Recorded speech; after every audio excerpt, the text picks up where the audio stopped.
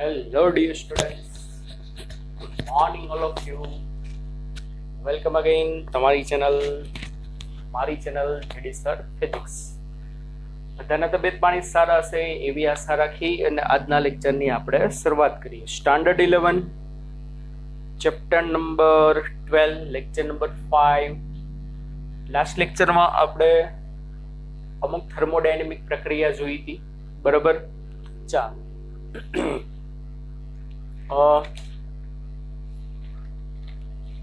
આપણે 5 પ્રક્રિયા જોઈ હતી. ચાલો. સમદાબ, સમકદ, સમતાપી, સમોષ્મી, પોલીટ્રોપિક, બરાબર? આ 5 પ્રક્રિયા આપણે જોઈ હતી. ચાલો, આજના લેક્ચરમાં આપણે વાત કરીએ છઠ્ઠી પ્રક્રિયા જે છે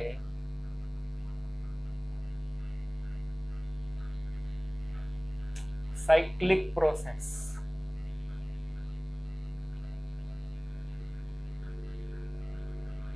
ચક્રીય પ્રક્રિયા. કેવી બાળકો? સાયક્લિક પ્રોસેસ, ચક્રીય પ્રક્રિયા ની આપણે વાત કરવાની છે. તો બાળકો, સાયક્લિક પ્રોસેસ, ચક્રીય પ્રક્રિયા, જેવું નામ છે ને બાળકો એવો ગુણધર્મ. કોઈ પણ તંત્ર કોઈ એની પ્રારંભિક અવસ્થામાંથી અનેક જુદી જુદી અવસ્થાઓમાંથી પસાર થતું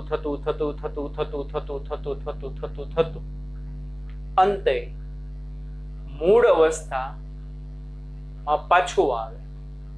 તો આવી જે પ્રક્રિયા છે એને કહેવાય ચક્રીય પ્રક્રિયા. ડેફિનેશન લખવી તો લખી શકો છો. કોઈ પણ તંત્ર તેની કોઈ એક પ્રારંભિક અવસ્થામાંથી અનેક અવસ્થાઓમાંથી પસાર થતું મૂળ અવસ્થામાં પાછું આવે તો આવી પ્રક્રિયાને ચક્રીય પ્રક્રિયા કહેવાય. દાખલા તરીકે હું એમ કહું કે ભાઈ, તમારા પાસે કોઈ પાત્રમાં 1 કિલો બરફ છે, તો 1 કિલો બરફને ટેબલ ઉપર મૂકો છો એટલે ધીમે ધીમે વાતાવરણમાંથી ઉર્જા મેળવશે. ઉર્જા મેળવીને ધીમે બરફનું પાણી બને. તો ચક્રીય પ્રક્રિયા થઈ કહેવાય? નહીં ભાઈ, ચક્રીય પ્રક્રિયા ન કહેવાય. શું થયું સમજો.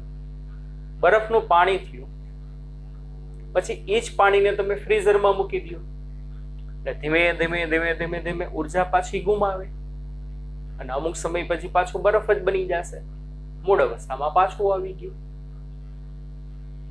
કે નથી સમજાતું? બરફમાંથી પાણી, પાણીમાંથી બરફ, ચક્રીય પ્રક્રિયા થઈ મૂળ પોઝિશન પાછી પ્રાપ્ત કરે છે. ઘરેથી સ્કૂલે જાઓ, સ્કૂલેથી ઘરે આવો, ચક્રીય પ્રક્રિયા થઈ કહેવાય. પણ ઘરેથી સ્કૂલે જાઓ છો એ દરમિયાન તમે ઘણી બધી અલગ અલગ અવસ્થાઓમાંથી પસાર થાવ કે નહીં? તો કે એ વળી શું ઘણી હોય અલગ અવસ્થાઓમાંથી પસાર થાવ? અરે યાર, ઘરે હશો તો તમારી અવસ્થા કઈક હશે. કેવી અવસ્થા હશે? આદર્શ અવસ્થા. મારો દીકરો તો બહુ ડાયો છે, બહુ એકદમ ડાયો છે. પણ બહાર નીકળો તો ખબર પડે. બહાર નીકળશે એટલે શું થશે? તંત્રની અવસ્થા બદલાણી. ઘરમાંથી બહાર આવે છે, ફ્રેન્ડ સર્કલ ભેગો આવે, તમારા હાવભાવ, તમારું બિહેવિયર બદલી જવાનું છે કે નહીં?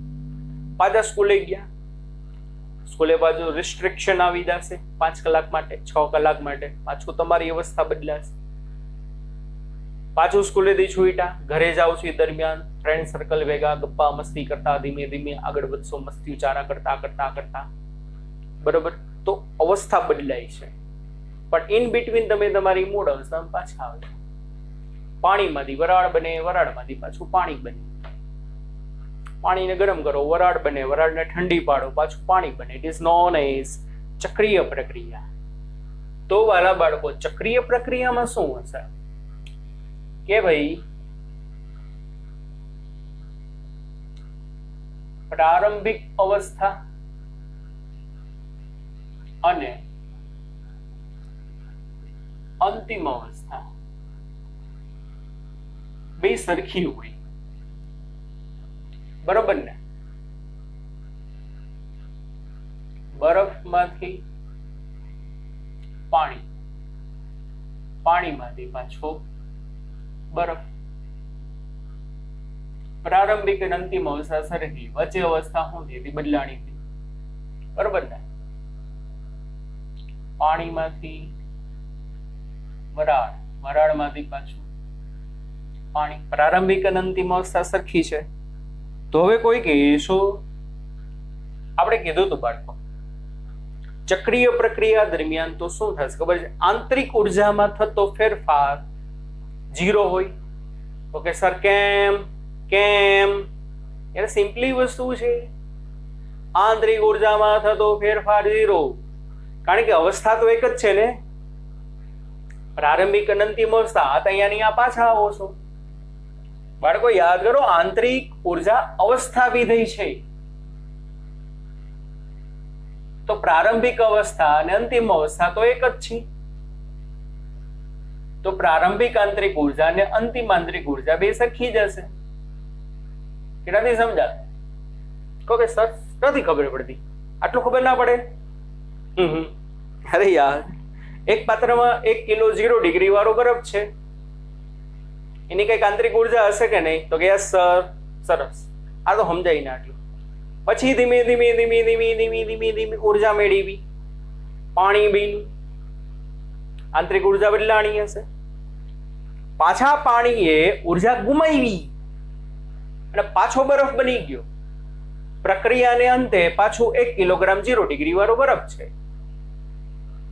તો શું થાય? શરૂઆતમાં 1 કિલો 0 વાળો બરફ, પ્રક્રિયાને અંતે 1 કિલોગ્રામ 0 વાળો બરફ. બે વખતે બરફ જ છે, 1 કિલોગ્રામ 0 વાળો. બેની આંતરિક ઉર્જા સરખી જોઈ, ભલે ને વચ્ચે ગમે એ થયું હોય, બરફમાંથી પાણી બન્યું, પાણીમાંથી બરફ, વચ્ચે ગમે એ થાય, ડઝન્ટ મેટર, પણ ચક્રિયામાં હતા યાની આ પાછા આવવા જોઈએ. સમજાય છે? એટલે આંતરિક ઉર્જા અવસ્થા વિધેય હોવાથી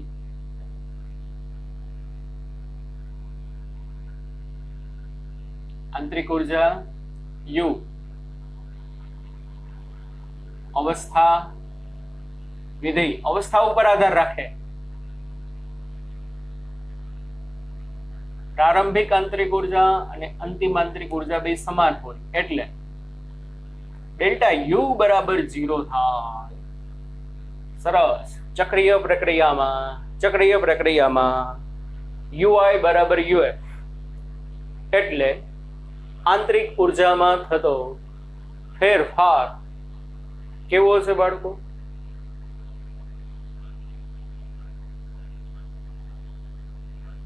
તો કે શૂન્ય હશે. એક વસ્તુ આ. ચાલો બીજું કોઈ કહેશો, કાર્ય શું થાય? કાર્ય તો કે સર,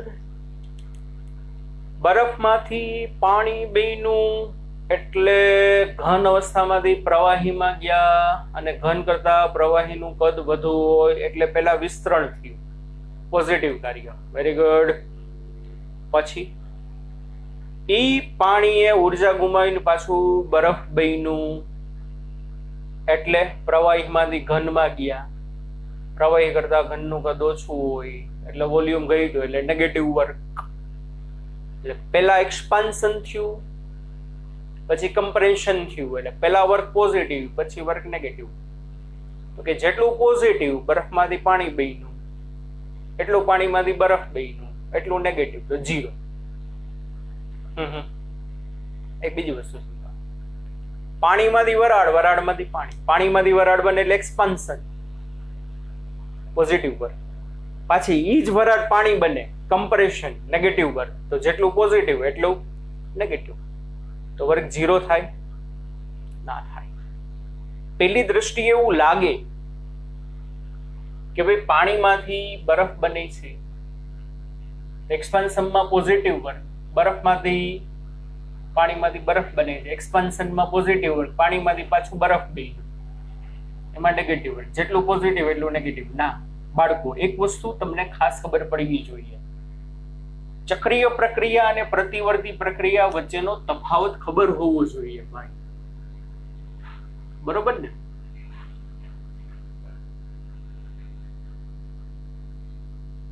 પ્રતિવર્તી પ્રક્રિયા, રિવર્સિબલ પ્રોસેસ, બે વચ્ચે યાર માઇનોર એવો તફાવત છે. પ્રતિવર્તી અને ચક્રીય પ્રક્રિયા બે વચ્ચે માઇનોર એવો તફાવત છે. બેમાં શું હશે ખબર છે? ચક્રીય પ્રક્રિયા હોય કે પ્રતિવર્તી પ્રક્રિયા હોય, બેમાં પ્રારંભિક અવસ્થા અને અંતિમ અવસ્થા સમાન હોય. ચક્રીય પ્રક્રિયા હોય કે પ્રતિવર્તી પ્રક્રિયા હોય, બંનેમાં પ્રારંભિક અવસ્થા અને અંતિમ અવસ્થા સમાન હશે. પણ પ્રતિવર્તી પ્રક્રિયામાં એક માઇનોર એવો ફેર. શું? તો કે પ્રારંભિક અવસ્થામાંથી એક અવસ્થામાંથી બીજી અવસ્થામાં જે માર્ગે ગયા ને એ જ માર્ગે તમે પાછા રિટર્ન આવો ને તો એ પ્રતિવર્તી પ્રક્રિયા કહેવાય. કઈક સમજાય એવું ઉદાહરણ દો. ઓકે, હાલો દઉં. ઘરેથી સ્કૂલે ગયા તો જે રસ્તા ઉપર ગયા હોય એ જ રસ્તા ઉપર તમે પાછા રિટર્ન થાવ ને તો પ્રતિવર્તી. હવે સમજાય છે? હા સર, થોડું સમજાણ.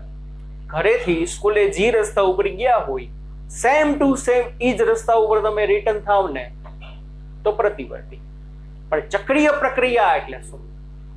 ઘરેથી સ્કૂલે જવાનો રસ્તો અલગ અને સ્કૂલેથી ઘરે આવવાનો રસ્તો અલગ. સ્કૂલેથી જ્યારે ઘરે આવું છો ત્યારે રખડીને ઘરે આવું છું. કારણ કે ઘરેથી જ્યારે સ્કૂલે જાવ છો ત્યારે ટાઈમ ફિક્સ જ હોય. 1 વાગ્યાનો ટાઈમ જો જલ્દી ફટાફટ પહોંચવાનું છે, ચાલો. પણ જ્યારે છૂટી જાવ છો ત્યારે રખડી કેમ બેટા મોડું થયું? સર આજે મમ્મી પપ્પા આજે અમે છે ને સ્કૂલે ડાઉટ સોલ્વ કરાવતા હતા એટલે અમને વાર લાગી. પણ હકીકતે બાળક છે ને, બાળક સ્કૂલેથી છૂટીને રખડતા બીજા રસ્તે ઘરે ગયું હોય, એ ચક્રીય કહેવાય. હવે ફેર પડ્યો બેમાં. પ્રતિવર્તીમાં ફોરવર્ડ અને રિવર્સ બે રસ્તા એક જ હોય. ચક્રીય પ્રક્રિયામાં ફોરવર્ડ અને રિવર્સ બેના રસ્તા અલગ હોય. તો પ્રતિવર્તીમાં વર્ગ 0 થાય. કારણ કે યાદ કરો કાર્ય છે ને પ્રક્રિયાના માર્ગ ઉપર આધાર રાખે. 3જા લેક્ચરમાં સમજાવેલ હતું. તો એક્સપાન્શનનો જે રસ્તો છે એ જ રસ્તો કમ્પ્રેશનનો છે. તો જેટલું પોઝિટિવ છે એટલું નેગેટિવ છે. તો પ્રતિવર્તીમાં વર્ક ડન 0 આવે, આમાં નહીં. બરોબર ને? પ્રારંભિક અવસ્થામાંથી અંતિમ અવસ્થામાં જે માર્ગે ગયા, એક અવસ્થામાંથી બીજી અવસ્થામાંથી રિટર્ન પાછી માર્ગે નથી આવતા. બે વખતે માર્ગ અલગ છે, એટલા માટે કાર્ય 0. તો એક નાનો એવો તમે મુદ્દો લખી શકો. બરોબર? શું થશે?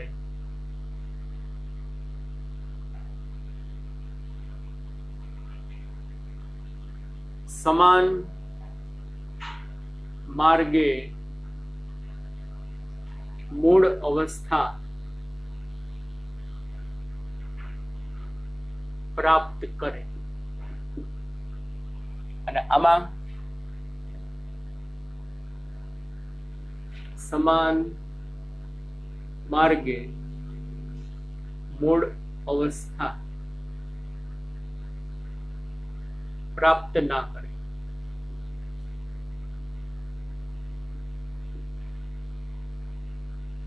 અલગ માર્ગ પસંદ કરી મૂળ અવસ્થામાં પાછો આવે.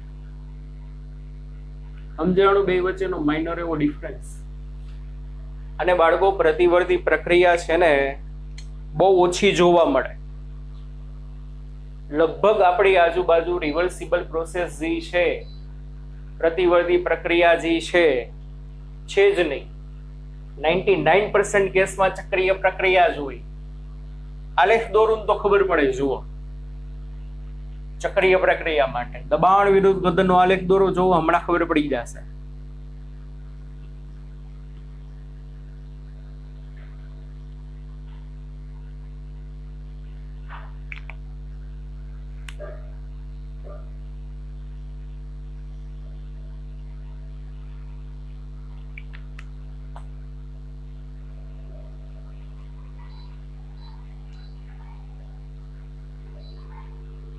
જો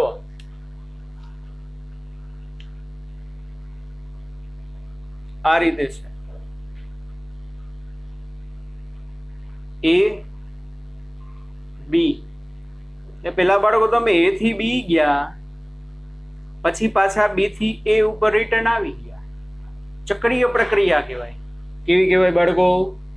ચક્રીય પ્રક્રિયા. તો સરખું જોયું, એ થી બી જવાનો રસ્તો અને બી થી એ આવવાનો રસ્તો બે અલગ અલગ છે. જી માર્ગે ગયા હતા એ જ માર્ગે રિટર્ન નથી થતા, એટલે ચક્રીય કહેવાય.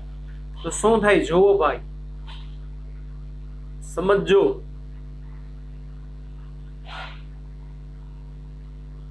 P versus V.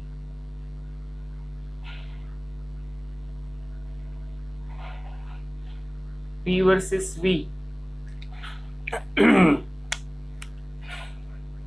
આ છે તમારું A થી B.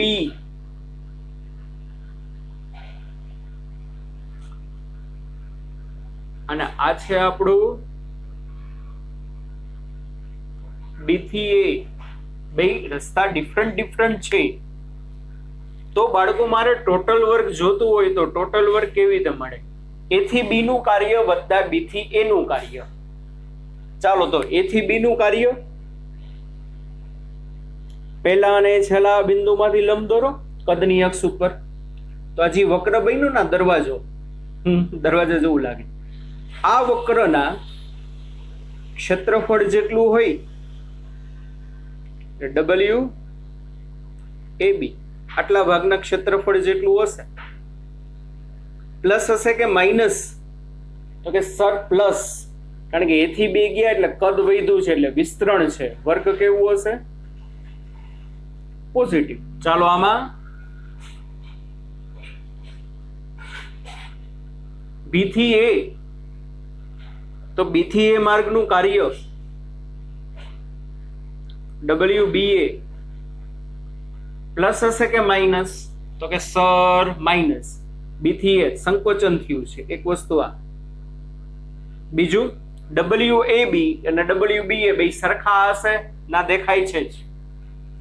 આ કાર્ય મોટું હશે, આ કાર્ય નાનું હશે. WAB is greater than WBA. Literally દેખાય છે. આ ભાગનો એરિયા વધુ હશે, આ ભાગનો એરિયા ઓછો હશે. એટલે પોઝિટિવ વર્ક વધુ છે, નેગેટિવ વર્ક ઓછું છે. તો total work WAB plus WBA.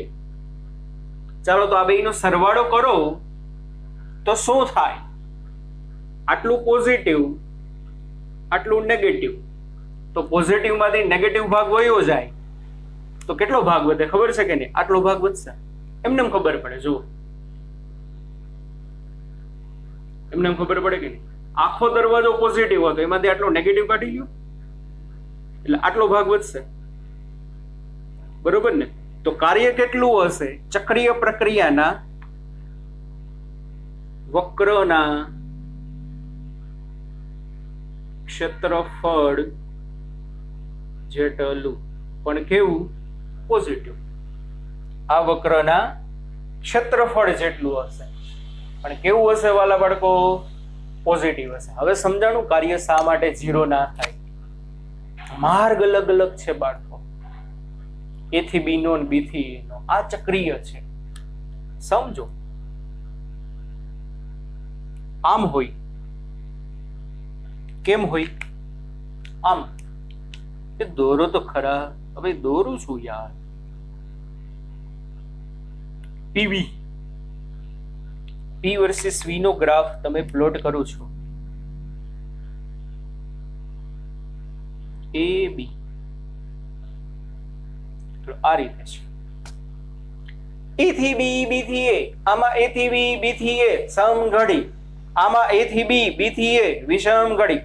ચાલો ચાલો ભાઈ, કાર્ય કેવી રીતે મળે?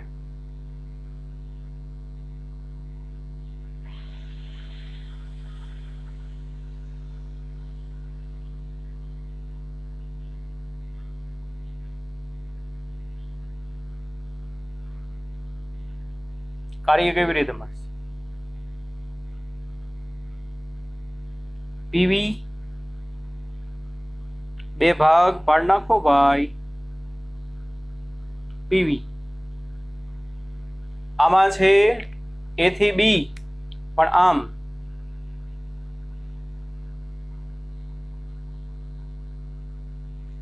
પછી B to A.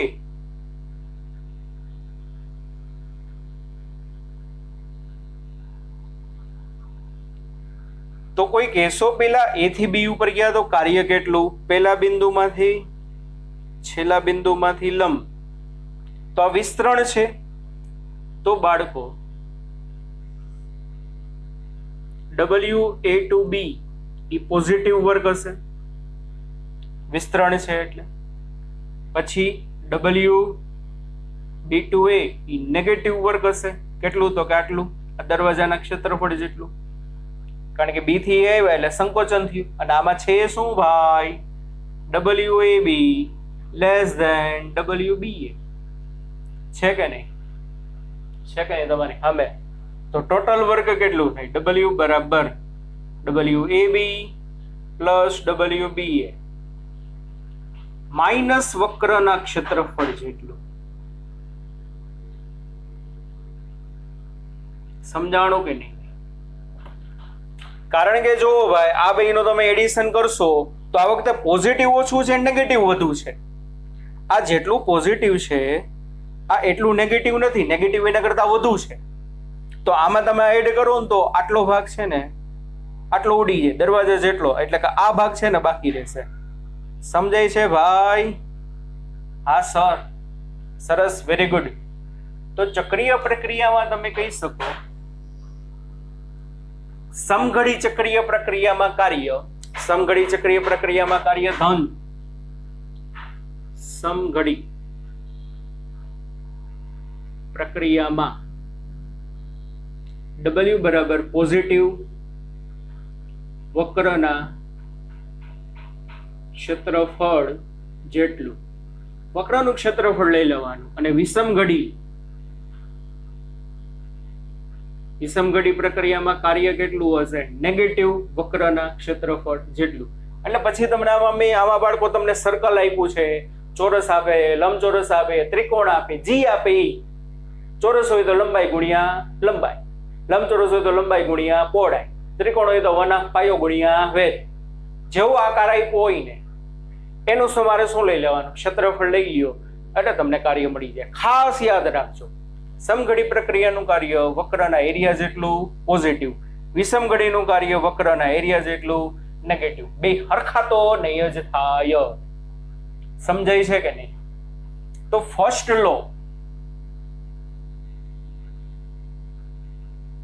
Of thermodynamics, delta U બરાબર delta Q minus delta W.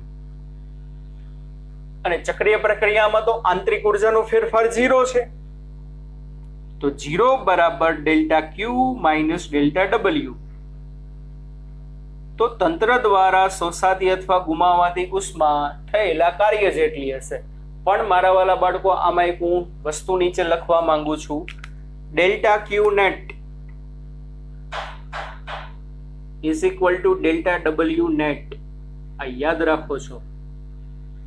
તંત્ર દ્વારા શોષાતી ચોખ્ખી ઉષ્મા તંત્ર દ્વારા થતા ચોખ્ખા કાર્ય જેટલી હોય. ઓકે, એ વળી હું જો ભાઈ આ વસ્તુ છે ને આપણે સમતાપી પ્રક્રિયામાં આ સંબંધ આવ્યો હતો, યાદ છે? ના યાદ હોય તો પન્ના ઉઠલાવો. સમતાપી પ્રક્રિયામાં આ સંબંધ આવ્યો હતો, ડેલ્ટા Q બરાબર ડેલ્ટા W. પણ ત્યાં ડેલ્ટા Q બરાબર ડેલ્ટા W અને અહીંયા ડેલ્ટા Q બરાબર ડેલ્ટા W બંને વસ્તુ અલગ છે. વहाँ ખાલી ડેલ્ટા Q બરાબર ડેલ્ટા W, અહીંયા delta Q net is equal to delta W net. તંત્ર દ્વારા શોષાતી ચોખ્ખી ઉષ્મા તંત્ર દ્વારા થયેલા ચોખ્ખા કાર્ય જેટલી હોય. ઓકે, એ વરી શું નાઈ ધોઈને ઉર્જા આવી હશે? હે નાઈ ધોઈને કાર્ય આવ્યું હશે? ફ્રેશ ફ્રેશ ને સ્પ્રે બ્રે લગાડીને, અરે યાર ચોખ્ખી નેટ એટલે શું હમણાં ખબર નહીં પડે. તો કે સર ક્યારે ખબર પડે? આપણે આના પછીના લેક્ચરમાં ઉષ્મા એન્જિનની થિયરી જોવાની છે. ઉષ્મા એન્જિનની બાળકો થિયરી જોશો ને ત્યારે ખબર પડશે. ત્યાં લગી પેન્ડિંગ રાખો. એટલે એટલું યાદ પણ રાખવાનું છે, સમતાપી નું ડેલ્ટા ક્યુ બરાબર ડેલ્ટા ડબલ્યુ અને ચક્રીય પ્રક્રિયાનું ડેલ્ટા ક્યુ બરાબર ડેલ્ટા ડબલ્યુ બંને અલગ છે. આપણે આના પછીના લેક્ચરમાં ઉષ્મા એન્જિનની થિયરી જોશું ત્યારે વાત કરશું. એટલે આટલું છે આ બાળકો વસ્તુ બધી ચક્રીય પ્રક્રિયા માટે. બે વચ્ચેનો તફાવત સમજાણો ને ભાઈ. ચક્રીય હોય કે પ્રતિવર્તી હોય, તમે તમારી મૂળ અવસ્થામાં પાછા તો આવો જ છો, પણ આમાં એ જ માર્ગ હોય. દાખલા તરીકે આના માટે હું ગ્રાફ દોરું તો શું થાય?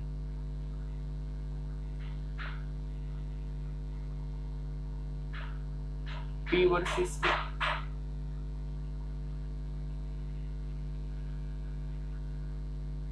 A to B, B to A.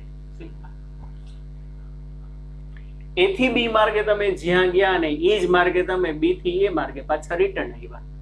તો A થી B નું વર્ક જેટલું પોઝિટિવ હશે, B થી A નું વર્ક એટલું નેગેટિવ હશે. તો આમાં W0, ડેલ્ટા U 0, તો ડેલ્ટા ક્યુ બરાબર એ શું હશે? 0 હશે. સિમ્પલ, બધું 0 થઈ જાય. કારણ કે પ્રતિવર્તીમાં માની લ્યો એક્સપાન્શન સમયે તમે જેટલી ઉર્જા શોષી હશે, કમ્પ્રેશન વખતે તમે એટલી ઉર્જા ગુમાવી દેશો. 5 જૂલ મેળવી હશે તો 5 જૂલ સામે ગુમાવી દેશો. એવું કઈ અભિમાન નથી, બરોબર ને? અને એટલું યાદ રાખવાનું ભાઈ, પ્રતિવર્તી પ્રક્રિયાનો દર અતિ ધીમો હોય. આ પ્રક્રિયાનો દર અતિ ધીમો હોય. આ પ્રક્રિયાનું બીજું નામ છે કોસાઇસ્ટેટિક પ્રક્રિયા પણ કહે છે. પ્રતિવર્તી પ્રક્રિયા કયો, કોસાઇસ્ટેટિક પ્રક્રિયા કયો, બરાબર? બધી વસ્તુ શું થશે? એકની એક. તો આ બે વચ્ચેનો ડિફરન્સ થયો. સમજાણું ને ભાઈ? Yes sir, very good. ચાલો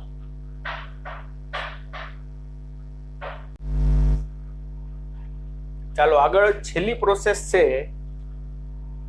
સાવ ઈઝી છે. Free expansion in vacuum. જ્યારે તમે શૂન્ય અવકાશમાં જઈને કોઈ પણ વાયુ પાત્રમાં ગેસ ભરેલો હોય, વાયુ પાત્રને તમે ખોલી નાખો તો શું થાય? ઈ બધું વાયુ બહાર નીકળે અને એનું એક્સપાન્શન થાય. એને કહેવામાં આવશે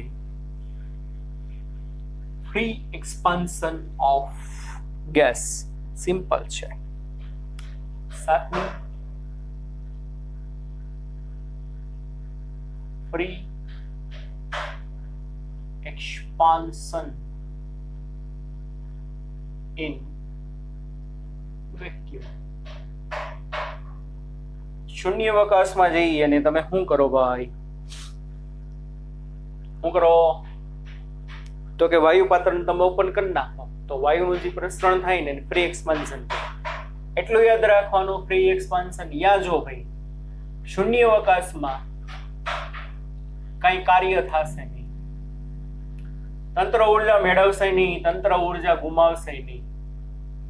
ડેલ્ટા ક્યુ બરાબર 0 હશે.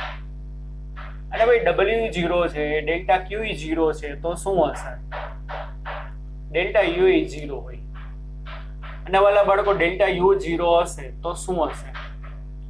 ડેલ્ટા ટી, તાપમાનનો ફેરફાર 0 હોય. ટૂંકમાં શૂન્ય અવકાશમાં કઈ થશે જ નહીં, ખાલી પ્રસરણ થશે. પ્રસરણ કેવી રીતે થશે? 0 વર્ક. કારણ કે શૂન્ય અવકાશમાં કઈ ફોર્સ તો લાગતું છે નહીં, બરાબર ને? એટલે W0 થાય, ડેલ્ટા ક્યુ 0 થાય, ડેલ્ટા યુ 0 થાય, ડેલ્ટા ટી 0 થાય. પણ ડેલ્ટા ટી 0 છે ભાઈ, તો ટી કેવો હશે? કોન્સ્ટન્ટ. ટી કોન્સ્ટન્ટ હશે તો યુ કોન્સ્ટન્ટ હશે ને. આંતરિક ઉર્જા શું સૂત્ર છે? લખાયું હતું FuRT/2. તો તાપમાન અચળ રહેશે, આંતરિક ઉર્જા અચળ, કારણ કે તાપમાનનો ફેરફાર 0 હશે. સમજાય છે કે નહીં? તથા પીવી બરાબર મ્યુ આરટી, આ બધું તો અચળ છે, તો પીવી બરાબર શું થશે? કોન્સ્ટન્ટ. પી ને વી તો બદલે ને ભાઈ, એ તો બદલે જ ને સર. પાત્રને ખોલી નાખો એટલે વાયુ એક્સપાન્ડ થાય, પ્રેશર શું થવાનું છે? ઘટી જવાનું છે, બરોબર. એટલે પીવી ઇઝ ઇક્વલ ટુ શું થઈ જશે? કોન્સ્ટન્ટ, બરોબર. આટલી વસ્તુ યાદ રાખો છો, બીજું કઈ છે નહીં. કદાચ ક્યાંક નીટમાં કે ગમે અહીંયા પૂછાય તો, જેડબલમાં તો કઈ પૂછાય નહીં. ઓકે બાળકો, રેડી? સમજાય છે? ચાલો, એટલે 7 પ્રક્રિયા છે. આ 7 પ્રક્રિયા તમને વ્યવસ્થિત રીતે સરસ મજાની યાદ રહેવી જોઈએ, બરોબર ને? ચાલો,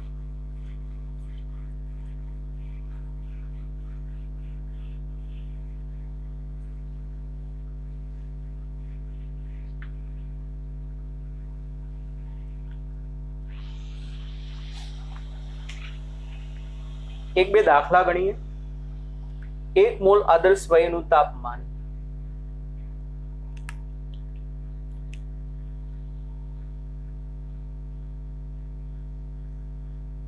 1 મોલ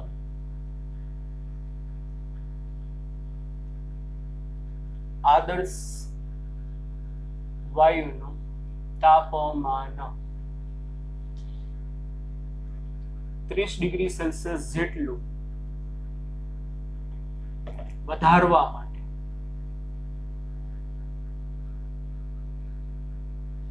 એક મોલ આદર્શ વાયુ છે નું તાપમાન 30 ડિગ્રી સેલ્સિયસ જેટલું વધારવા માટે કરવું પડતું કાર્ય શોધો.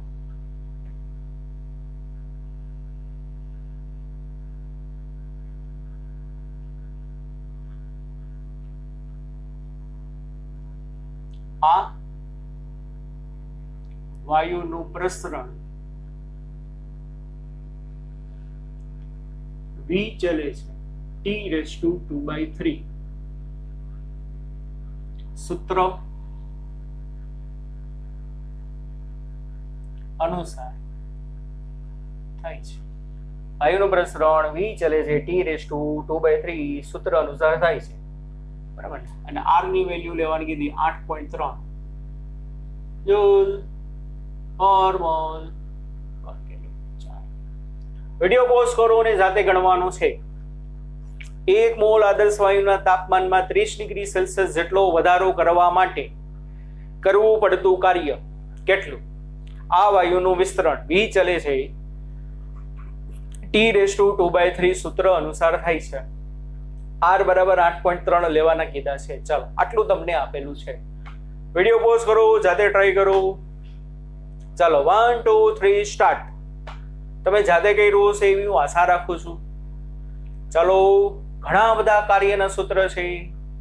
તો આમાંથી પહેલા કઈ પ્રક્રિયા છે? 7 પ્રક્રિયા લખાવી હતી, ઓળખતા આવડવી જોઈએ કઈ પ્રક્રિયા છે. પછી કાર્યનું સૂત્ર એપ્લાય કરાય. સમકદ હોય તો 0, સમદાબ હોય તો P∆V, સમતાપી હોય તો μR T ln V2/V1 અથવા μR T ln P1/P2 સમતાપી માટે. સમોષ્મી હોય તો μR T1 - μR T2 છેદમાં γ -1 અથવા તો P1V1 - P2V2 ના છેદમાં γ -1. ચક્રીય પ્રક્રિયા માટે હમણાં જોયું. પોલિનોમિક પ્રક્રિયા માટે પણ તમને લખાયું છે. તો કઈ પ્રક્રિયા છે એ પહેલા તમને ખબર પડવી જોઈએ. ચાલો સર, આમાં તો કઈ ખબર જ નથી પડતી કઈ પ્રક્રિયા છે, કઈ આપ્યું જ નથી.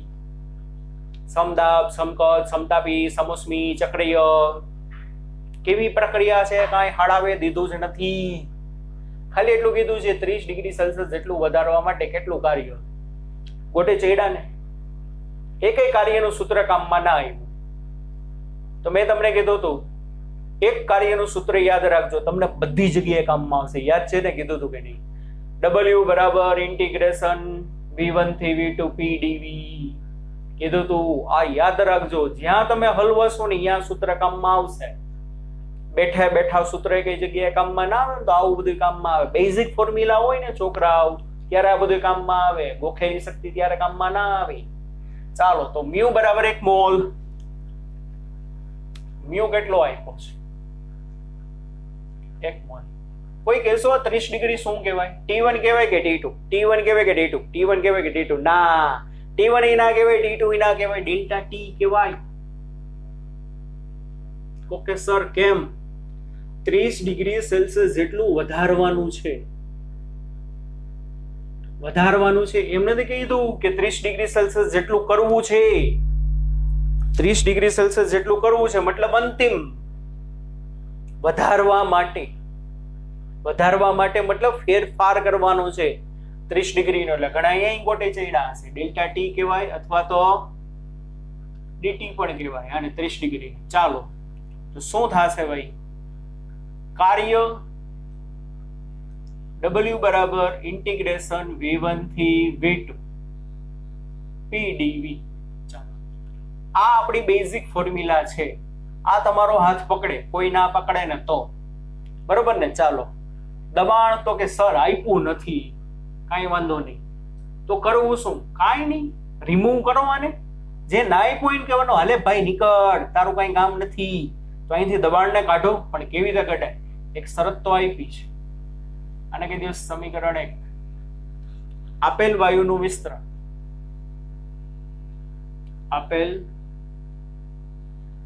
વાયુનું વિસ્તરણ V ચલે છે T⁻²/3, એટલે કે V બરાબર KT⁻²/3 સૂત્ર અનુસાર થઈ છે.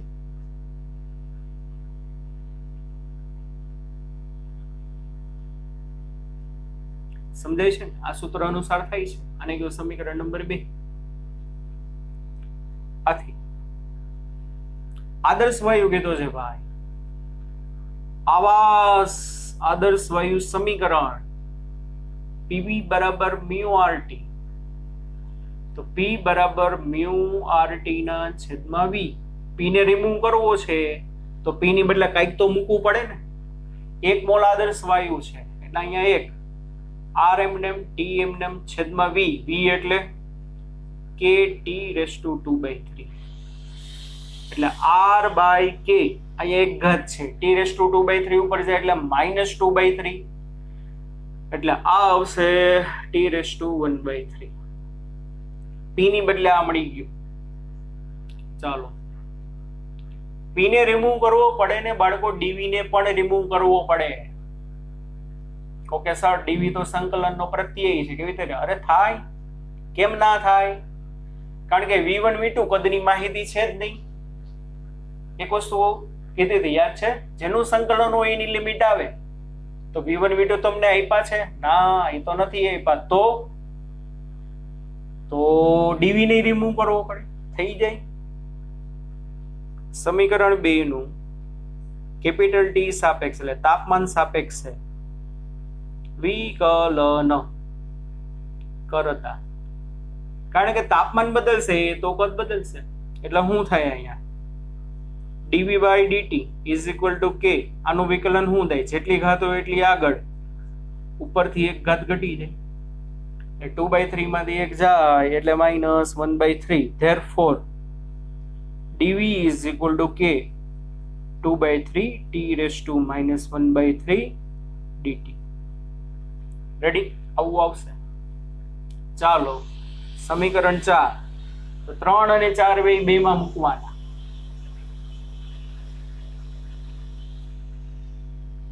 બે માં નાખતા. આ તો તે તમને લાંબી રીત કરાવી, બાકી પછી ફટાફટ કરી નાખવાનું. ચાલો, તો W બરાબર ઇન્ટિગ્રેશન P ની બદલે હું R/K T⁻⁻1/3 P ની બદલે એના ગુણ્યા dV ની બદલે હું આ આખું K 2/3 T⁻1/3 છે ને. dV ની બદલે K 2/3 T⁻⁻1/3. P ની બદલે હું હતું R/K T⁻+1/3. dV ની બદલે આ dt. એક વસ્તુ જોયું, આયા સંકલન કદનું હતું, આયા સંકલન તાપમાનનું થઈ ગયું. તો તાપમાનની લિમિટ આવે T1 થી T2. સિમ્પલ. તો W બરાબર k કટ t⁻+1/3 t⁻−1/3 એ કટ આધાર સરખા ઘાતનો સરવાળો એટલે t ની 0 ઘાત k ગયા t વાળું પદ ગયું એટલે r * 2/3 અહીંયા આવશે t1 થી t2 1 dt એકનું સંકલન તાપમાનની સાપેક્ષે તાપમાન પોતે t1 થી t2 2/3r upper minus lower t2 - t1 2/3r t2 - t1 delta t તૈયાર જ છે ડેલ્ટા t 30 થઈ ગયો 2/3 * 8.3 * 30 આન્સર આવશે 166 જૂલ. સમજાણું બાળકો? આ રીતે તમે કરી શકો. કોઈ પણ તમને આડીઅવળી પ્રોસેસ આપી હોય ને તો કાર્ય તમે આ રીતે ફાઇન્ડ આઉટ કરી શકો. સમજાણું બાળકો? ચાલો, એટલે જુદી જુદી પ્રક્રિયાઓ આપણી બધી હતી કમ્પ્લીટ થઈ. નેક્સ્ટ લેક્ચરમાં આપણે સરસ મજાની થિયરી જોવાની છે, ઉષ્મા એન્જિન અને રેફ્રિજરેટર. રેફ્રિજરેટર કયો, એસી કયો, એ બે થિયરી આપણે નેક્સ્ટ લેક્ચરમાં જોશું. ત્યાં સુધી મારા વાલા બાળકો bye bye, take care, C you, ધ્યાન રાખજો. મળીએ નેક્સ્ટ લેક્ચર.